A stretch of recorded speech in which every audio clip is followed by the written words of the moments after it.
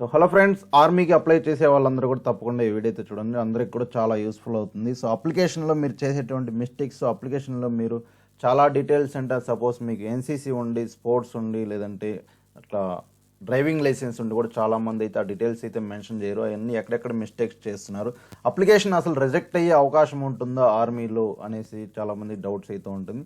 అసలు ఎక్కడెక్కడ మిస్టేక్స్ చేస్తారు, ముఖ్యంగా 3 అప్లికేషన్స్ అనేది అవుతున్నాయా లేదా, అసలు 3 అప్లికేషన్స్ ఎలా చేసుకోవాలి మీ క్వాలిఫికేషన్ ప్రకారం అనే డీటెయిల్స్, ఆధార్లో మార్క్ లిస్ట్లో పేరు, డేట్ ఆఫ్ బర్త్ వేరువేరుగా ఉంటే ఏం చేయాలి, అసలు అప్లికేషన్ అవుతుందా, అప్లై చేస్తే ఏమవుతుంది, ఆల్రెడీ పేమెంట్ చేసినటువంటి అప్లికేషన్ని మళ్ళీ క్యాన్సిల్ చేస్తే ఆ అమౌంట్ మనకి రీఫండ్ వస్తుందా లేదా, మళ్ళీ కొత్తగా అప్లై చేసుకోవచ్చా లేదా, ఈ టోటల్ డీటెయిల్స్ అనేది, అప్లికేషన్ యొక్క టోటల్ డీటెయిల్స్ అనేది మీకు ఈ ఒక్క వీడియోలోనే క్లియర్గా అయితే చెప్తాను. సో వీడియో స్టార్ట్ చేసే ముందు మన సాయి డిఫెన్స్ అకాడమీ నర్సరావుపేట పల్నాడు డిస్టిక్లో కూడా ఎగ్జామ్ కోచింగ్ ఆల్రెడీ స్టార్ట్ అయింది. మీ కింది నెంబర్స్కి అయితే కాంటాక్ట్ అవ్వండి మీకు ఎగ్జామ్ డీటెయిల్స్ గురించి. అగ్నివీర్లో 2 ట్రేడ్స్కి అప్లై చేసుకోవచ్చు. అంటే అగ్నివీర్ జీడీ, అగ్నివీర్ టెక్నికల్ అప్లై చేసుకోవచ్చు, లేదంటే అగ్నివీర్ జీడీ, అగ్నివీర్ ట్రేడ్స్మెన్ అప్లై చేసుకోవచ్చు, లేదంటే అగ్నివీర్ టెక్నికల్, అగ్నివీర్ ట్రేడ్స్మెన్, ఏదైనా అగ్నివీర్లో 2 ట్రేడ్స్కి అయితే అప్లై చేసుకోవచ్చు మీ క్వాలిఫికేషన్ ప్రకారం. నర్సింగ్ అసిస్టెంట్ బైపీసీ, మీకు కనుక ఇంటర్లో బైపీసీ ఉంటే నర్సింగ్ అసిస్టెంట్ కూడా 3వ కేటగిరీ కింద అయితే అప్లై చేసుకోవచ్చు. అసలు నిజంగానే అప్లికేషన్ 3 అప్లికేషన్లు అవుతున్నాయా లేదంటే ఆల్రెడీ ఒక అప్లికేషన్ కూడా చేసాము, మీకు హిస్టరీ ఆఫ్ అప్లికేషన్ అయితే చూపిస్తాం. సో మీకు స్క్రీన్ మీద చూసినట్లయితే మీకు 3 అప్లికేషన్ నర్సింగ్, ట్రేడ్మెన్, జీడీ 3 అప్లికేషన్లు అయితే చేయడం జరిగింది.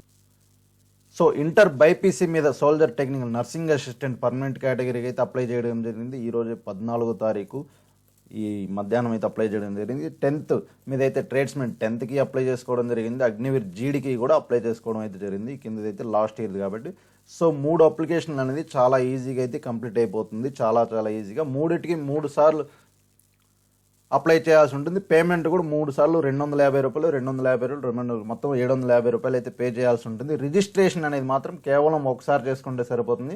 ఒకే మెయిల్ మీద 3 అప్లికేషన్స్కి అయితే అప్లై చేసుకోవాలి. 2 సార్లు రిజిస్ట్రేషన్ అనేది అవ్వదు. ఆల్రెడీ అప్లై చేసినటువంటి అప్లికేషన్స్ కూడా మీరు క్యాన్సిల్ చేసి మళ్ళీ కూడా అప్లై చేసుకోవచ్చు. ఒకవేళ ఆల్రెడీ అప్లై చేసేసిన అప్లికేషన్ కంటే మీరు పేమెంట్ కూడా పే చేసేసిన తర్వాత దాన్ని క్యాన్సిల్ చేస్తే ఏమవుతుంది అనేసి అయితే కూడా చాలామంది డౌట్ ఉంది. క్యాన్సిల్ చేయాలనుకుంటే డైరెక్ట్గా క్యాన్సిల్ చేసుకోవచ్చు. క్యాన్సిల్ చేసి మళ్ళీ లాగిన్ అయ్యి మీ యొక్క ప్రొఫైల్ డీటెయిల్స్, మిగతా డీటెయిల్స్ అన్ని ఎంటర్ చేసి మళ్ళీ పేమెంట్ అయితే చేయాల్సి ఉంటుంది. సో ఇప్పుడు ఆల్రెడీ పే చేసిన అమౌంట్ మీకు రిటర్న్ వస్తుందా లేదా అనేసి కూడా చాలామందికి అయితే డౌట్ ఉంటుంది. మీ పే చేసిన అమౌంట్ అయితే మీకైతే రీఫండ్ అనేది అయితే వస్తుంది. ఇక్కడ మీరు హిస్టరీ ఆఫ్ అప్లికేషన్ ఒకసారి ఓపెన్ చేసినారంటే మీకు హిస్టరీ ఆఫ్ అప్లికేషన్లో కింద అయితే డైరెక్ట్గా అయితే మెన్షన్ చేసి ఉంటారు.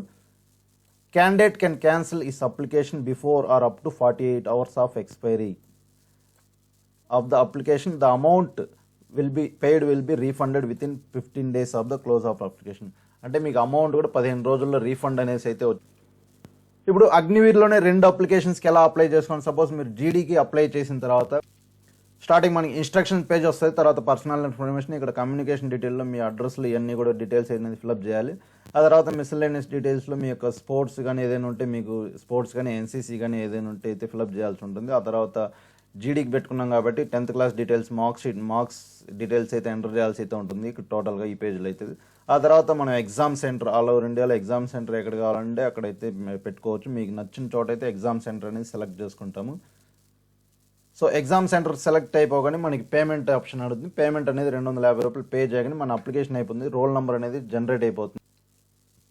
సో రోల్ నెంబర్ జనరేట్ అయిపోయిన తర్వాత మళ్ళీ మనకు ఆటోమేటిక్గా లాగౌట్ అయిపోతుంది. లాగౌట్ అయిపోయిన తర్వాత మళ్ళీ లాగిన్ అయ్యి ఏదైతే ఫస్ట్ పేజ్ ఎలిజిబిలిటీ పేజ్ మళ్ళీ లాగిన్ అయిన తర్వాత ఈ పేజ్లో వస్తుందో, ఈ పేజ్లో వచ్చిన తర్వాత మళ్ళీ మీరు వేరే ట్రేడ్కి, సపోజ్ ఇంటర్ టెక్నికల్కి అప్లై చేయాలనుకుంటే టెక్నికల్కి, ట్రేడ్స్మెన్కి అయితే ట్రేడ్స్మెన్కి దీని మీద డైరెక్ట్ అప్లై మీద క్లిక్ చేశారంటే మళ్ళీ మీకు సేమ్ యాజ్ యూజువల్గా జీడీకి ఏ విధంగా అయితే అప్లై చేసామో ఇన్స్ట్రక్షన్స్ పేజ్ కానీ నుంచి పేమెంట్ పేజ్ వరకు సేమ్ మళ్ళీ యాజ్ ఇట్ మొత్తం డీటెయిల్స్ అనేది కూడా ఎంటర్ చేయాల్సి ఉంటుంది. ఎంటర్ చేసిన తర్వాత సేమ్ మళ్ళీ పేమెంట్ అనేది అయితే పే చేయాల్సి ఉంటుంది. మళ్ళీ మీకు ఇంటర్ ఉంటే కూడా ఇంటర్ మీద నర్సింగ్ అసిస్టెంట్కు సేమ్ యాజ్ యూజువల్గా అప్లై చేసుకోవాల్సి ఉంటుంది. కొత్తగా అయితే 3టికి రిజిస్ట్రేషన్ అయితే అవసరం లేదు. ఒకే ఈమెయిల్ రిజిస్ట్రేషన్ మీద 3టికి కూడా అప్లై చేసుకోవచ్చు. కాకపోతే మనకి కొత్తగా ఏమడుగుతుందంటే సెకండ్ పేజ్లో చూసినట్లయితే మనకి ఇక్కడ ప్రియారిటీ అంటే పర్సనల్ డీటెయిల్స్ పేజ్లో మనకి ఇక్కడ ప్రియారిటీ అనేసి అయితే ప్రియారిటీ 1 ప్రియారిటీ 2 అనేసి అయితే 2 ఆప్షన్లు అయితే అడుగుతుంది ఇక్కడ. అంటే మనం ఆల్రెడీ సపోజ్ జీడీకి పెట్టుకుంటే జీడీకి ట్రేడ్స్మెన్కి మళ్ళీ అప్లై చేస్తుంటే ట్రేడ్స్మెన్ అనేసి, లేదా టెక్నికల్కి అప్లై చేస్తుంటే టెక్నికల్ అనేసి 2 ప్రియారిటీలు అయితే చాయిస్ అయితే అడుగుతుంది. అంటే మీకు చాయిస్ ఇక్కడ ఫస్ట్ చాయిస్ ఏది పెట్టుకోవాలనుకుంటున్నారు. సపోజ్ మీరు జీడీ టెక్నికల్ పెట్టుకుంటే ఫస్ట్ చాయిస్ ఇక్కడ జీడీ పెట్టుకుంటారా లేదా టెక్నికల్ పెట్టుకుంటారా అనేసి అయితే అడుగుతుంది. సెకండ్ చాయిస్ కింద కూడా మీరు మెన్షన్ చేయాల్సి ఉంటుంది. ఇది ఒక్కటి గుర్తుపెట్టుకోండి, ఈ ఒక్క చేంజ్ మాత్రమే జరుగుతుంది. మిగతా అదంతా కూడా యాజ్ యూజువల్గా సేమ్ అన్నిటి కూడా ఒకేలానే అప్లై చేసుకుంటాము. నెక్స్ట్ ఆధార్ కార్డులో మార్క్ షీట్లో నేము డేట్ ఆఫ్ బర్త్ వేరువేరుగా ఉంటే రిజిస్ట్రేషన్ అవుతుందా? ఒకవేళ అయితే ఏమవుతుందంటే ఆధార్ కార్డులో మార్క్ లిస్ట్లో పేరు కానీ మన యొక్క డేట్ ఆఫ్ బర్త్ కానీ వేరువేరుగా ఉంటే రిజిస్ట్రేషన్ అయితే ఆటోమేటిక్గా అవ్వచ్చు, కానీ మీకు ఎగ్జామ్ సెంటర్లో అనేది మిమ్మల్ని అలౌ చేయరు. ఎగ్జామ్ సెంటర్లో ఆపేస్తారు చెక్ చేసిన తర్వాత. కాబట్టి మీరు ఎవరైతే అప్లై చేసే ముందు కొత్తగా రిజిస్ట్రేషన్ చేసే వాళ్ళు ముఖ్యంగా మీ మార్క్ లిస్ట్లో ఏ విధంగా అయితే మీ యొక్క పేరు డేట్ ఆఫ్ బర్త్ ముఖ్యంగా ఈ 2 డీటెయిల్స్ అనేది చాలా చాలా ఇంపార్టెంట్. పేరు date of birth, father name కూడా చెక్ చేసుకోండి, మదర్ నేమ్ చూసుకోండి. కానీ మెయిన్ ఇంపార్టెంట్ మీ యొక్క పేరు, క్యాండిడేట్ పేరు, డేట్ ఆఫ్ బర్త్ అనేది కంపల్సరీగా మార్క్ లిస్ట్లో ఎలా ఉందో 10th ఆధార్ కార్డులో కూడా సేమ్ అదే విధంగా ఉండేలా చూసుకోండి. అప్పుడే మీకు అప్లికేషన్ అనేది రిజెక్ట్ అవ్వదు. అప్లికేషన్ ఒకవేళ రోల్ నెంబర్ జనరేట్ అయినా కూడా మీకు ఎగ్జామ్ సెంటర్లో అనేది అలో చేయరనమాట. సో కొత్తగా అప్లై చేసే వాళ్ళందరూ ఈ విషయం తప్పకుండా గుర్తుపెట్టుకోండి. ఒకవేళ మిస్టేక్స్ ఉంటే వెంటనే ఆధార్ సెంటర్ నియరెస్ట్ ఆధార్ సెంటర్కి వెళ్ళి మీరు మార్క్ లిస్ట్ ఏ విధంగా అయితే ఉందో మీ పేరు కానీ మీ డేట్ ఆఫ్ బర్త్ కానీ 2 కూడా మార్చుకొని తర్వాత రిజిస్ట్రేషన్ అనేది అయితే చేసుకోండి. నెక్స్ట్ ఆల్రెడీ అప్లై చేసినటువంటి అప్లికేషన్ని పూర్తిగా డిలీట్ చేసేసి కొత్తగా మళ్ళీ రిజిస్ట్రేషన్ చేసుకోవచ్చా? ఎవరెవరు చేసుకోవచ్చు అంటే ఆల్రెడీ ఈ సంవత్సరం ఎవరైతే ఇప్పుడు ఈ సంవత్సరం రిజిస్ట్రేషన్ అవుతున్నారో కొత్తగా రిజిస్ట్రేషన్ వాళ్ళ వరకు మాత్రమే ఈ ఆప్షన్ అనేది అయితే వర్క్ అవుతుంది, డిలీట్ ప్రొఫైల్ అనేది. సో ఎవరైతే నేమ్ కానీ ఏదైనా మిస్టేక్ ఇందాక నేను చెప్పినట్టు ఆధార్ కార్డులో కానీ మార్క్ లిస్టులు కానీ వేరుగా ఉండి రిజిస్ట్రేషన్ కంప్లీట్ చేసుకొని అప్లై చేసేసి ఉంటే వాళ్ళందరూ కూడా మళ్ళీ లాగిన్ అయ్యి మీ యొక్క ప్రొఫైల్ అనేది డిలీట్ చేసుకుని ఇక్కడ ప్రొఫైల్ డీటెయిల్స్లో మీ యొక్క ప్రొఫైల్ అనేది కంపల్సరీగా డిలీట్ చేసుకొని మళ్ళీ మీ యొక్క మిస్టేక్ని సరి చేసుకుని అప్పుడు మళ్ళీ అప్లికేషన్ అనేది కంప్లీట్ చేసుకోండి. ఆల్రెడీ లాస్ట్ ఇయర్ రిజిస్ట్రేషన్ అయిపోయే వాళ్ళకైతే ఈ ఆప్షన్ అనేది వర్క్ అవ్వదు, డిలీట్ అనేది అవ్వదు. నెక్స్ట్ మనకి స్పోర్ట్స్, ఇక్కడ మిస్లేనియస్ డీటెయిల్స్లో స్పోర్ట్స్ ఒకవేళ ఉంటే మాత్రం కంపల్సరీగా ఇక్కడైతే స్పోర్ట్స్ సర్టిఫికేట్ అనేది మెన్షన్ చేయండి. ఎందుకంటే మీకు మార్కులు యాడ్ అవుతాయి కాబట్టి. ఇక్కడ చాలా ఆప్షన్స్ అయితే ఇచ్చాడు, అన్ని స్పోర్ట్స్కి సంబంధించి కూడా ఇచ్చాడు. పక్కనే ఫెడరేషన్, ఏ ఫెడరేషన్ అయితే వ్యాలిడ్ ఉంటుందో ఆ ఫెడరేషన్ కూడా క్లియర్గా అయితే మెన్షన్ చేశారు. కాబట్టి ఇది మీరు 1-2 సార్లు చెక్ చేసుకుని స్పోర్ట్స్ ఉన్న వాళ్ళందరూ కూడా తప్పకుండా 2 years వ్యాలిడిటీ ఉన్నటువంటి స్పోర్ట్స్ సర్టిఫికేట్ వాళ్ళందరూ కూడా తప్పకుండా మీ యొక్క స్పోర్ట్స్ సర్టిఫికేట్ అనేది యాడ్ చేసుకోండి. స్పోర్ట్స్ సర్టిఫికేట్ అయితే అప్లోడ్ చేయాల్సిన అవసరం లేదు. స్పోర్ట్స్ లెవెల్ అడుగుతుంది. తర్వాత కింద పొజిషన్ చూసినట్లయితే మనకి దాదాపు 8 పొజిషన్ వరకు అయితే ఆప్షన్ ఇచ్చారు. అంటే 8 స్థానాల వరకు మీ దగ్గర స్పోర్ట్స్ సర్టిఫికేట్ ఉంటే కూడా మీరైతే దాన్ని యాడ్ చేసుకోవచ్చు. ఎన్సీసీ యాజ్ యూజువల్గా ఎన్సీసీలో ఎలాంటి మార్పు అయితే లేదు. ఎన్సీసీ ఏబిసిడి ఈ 4 సర్టిఫికేట్ ఉంటాయి. ఎన్సీసీ మీరు యాడ్ చేసుకోవచ్చు. తర్వాత ఇదే పేజ్లో చాలామంది సేవ్ అండ్ కంటిన్యూ మీద క్లిక్ చేస్తారు. కానీ ఇక్కడ మీరు ముఖ్యంగా జీడీ వాళ్ళకి అయితే valid LME driving licence holder అయితే ఇక్కడ ఎస్ అని సెలెక్ట్ చేసుకోండి. ఇది మీకు జాబ్ వచ్చిన తర్వాత యూజ్ అవుతుంది. మీకు డ్రైవింగ్ ఇష్టం ఉన్న వాళ్ళకి, ముఖ్యంగా డ్రైవింగ్ ఇష్టం వాళ్ళకి లోపలికి వెళ్ళిన తర్వాత డ్రైవింగ్ కేటగిరీని మీకు పోస్టింగ్ పరంగా అయితే ఇస్తారు. కాబట్టి ఇక్కడ డ్రైవింగ్ లైసెన్స్ ఉండి ఎస్ మీద ఖచ్చితంగా అయితే ఎస్ మీద అయితే క్లిక్ చేసుకోండి. డ్రైవింగ్ లైసెన్స్ కూడా అప్లోడ్ చేయాల్సిన అవసరం అయితే లేదు, అక్కడ ర్యాలీ టైంలో చూపిస్తే సరిపోతుంది. తర్వాత జీడీ వాళ్ళు అప్లై చేసుకునే వాళ్ళు హైయెస్ట్ క్వాలిఫికేషన్ అంటే సింపుల్గా 10th అనేసి అయితే సెలెక్ట్ చేస్తూ ఉంటారు. కానీ మీరు కనుక ఇంటర్ కూడా కంప్లీట్ అయిపోయి ఉంటే ఇక్కడ హైయెస్ట్ క్వాలిఫికేషన్ కింద 12th అనేసి అయితే కంపల్సరీగా సెలెక్ట్ చేసుకోండి. అది కూడా మీకు బెనిఫిట్ కింద అయితే ఉంటుంది. తర్వాత ఈ పేజీలో చూసినట్టయితే చాలామందికి ఉన్న డౌట్ ఏమంటే మార్కులు యాడ్ చేస్తున్నప్పుడు 6 సబ్జెక్టులు యాడ్ చేస్తుంటే తీసుకోవట్లేదు, ఓన్లీ యాడ్ 5 బేసిక్ సబ్జెక్ట్స్ అనేసి స్క్రీన్ మీద డిస్ప్లే అవుతుంది అనేసి అయితే చాలామంది అయితే కంప్లైంట్ చేస్తున్నారు. సో ఇక్కడ మీరు 5 సబ్జెక్టులు యాడ్ చేస్తే సరిపోతుంది. అందులో మెయిన్ సబ్జెక్ట్స్ వచ్చేసి సోషల్, సైన్స్, మ్యాథ్స్, ఇంగ్లీష్ అనేది మెయిన్ సబ్జెక్ట్స్. హిందీ లేదా తెలుగులో రెండిట్లో ఏదైనా ఒకటి యాడ్ చేస్తే సరిపోతుంది. 5 సబ్జెక్టులు ఉంటేనే తీసుకోండి. 6 సబ్జెక్టులు ఉంటే ఏదైనా ఒక సబ్జెక్ట్ తీసేయండి అనేసి అయితే వస్తుంది. కాబట్టి మీరు సింపుల్గా Hindi, English, science, social, maths enter చేయొచ్చు, లేదంటే హిందీ ప్లేస్లో తెలుగు యాడ్ చేయొచ్చు. అది మీ ఓన్ చాయిస్. జీడీ వాళ్ళకి ముఖ్యంగా.